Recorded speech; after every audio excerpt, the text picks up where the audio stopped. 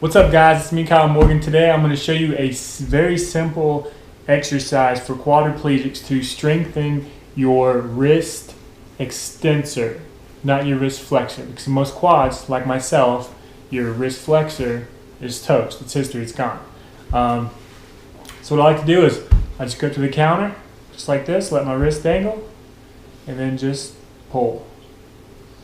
Pull. Pull. Pull.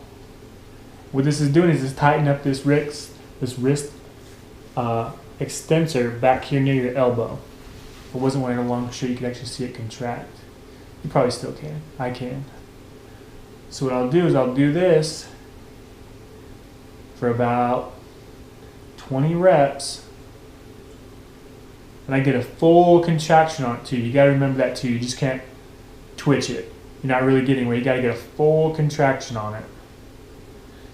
Go as high as you can. Hold for a second, do a slight pause, and then drop.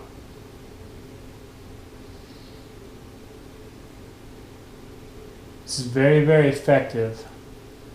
Right now I can already feel it start to fatigue a little bit.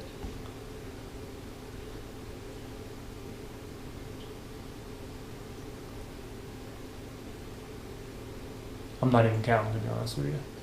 I'm just more along the lines focused on the contraction.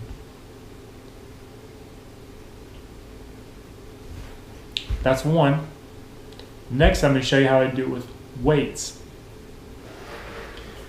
Okay, so I just showed you how I did it on a countertop. Now I'm going to show you how I do it with weights in my lab.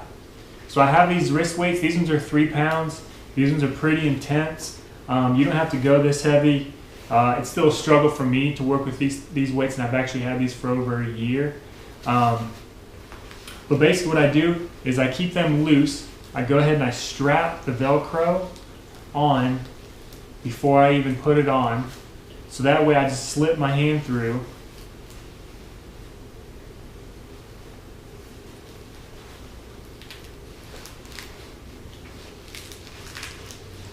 Like so.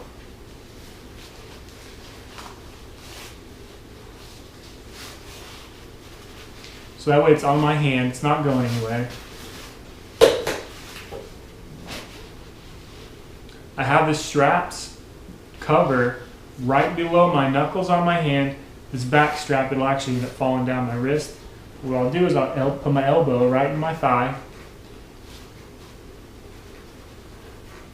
And then I'll just pull. It's not the best way to do this, because if I end up going all the way up, it falls down. But what I do is I do slow pulls, just so I'm working that extensor.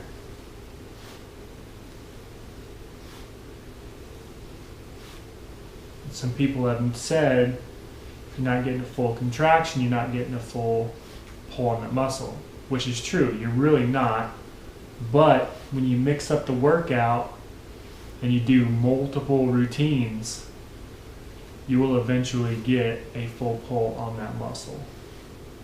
So what I'll do with this is I'll burn it out early, and then I'll strap on my 1 pound weights, because they actually have a thumb hole and I can actually strap it to my palm, so that way it doesn't go anywhere, and I will get a full range of motion while I'm also doing arm circles. You'll see that video later on. But this is just how I do it to really get that wrist extensor to start to fire, start to build up. Because once you get a good amount of strength, see, it's already starting to get fatigue.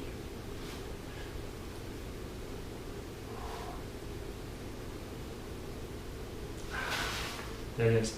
But once you start to get a lot of strength in your wrist flexors or your wrist extensors, it actually makes getting dressed so much easier, because instead of hooking this way with your hand to pull, using a lot of your wrist flexor here with your hands to grip, but since we don't, we have to rely on our wrist extensor to be strong enough to hold, say if we're putting on pants, to hold against that pull.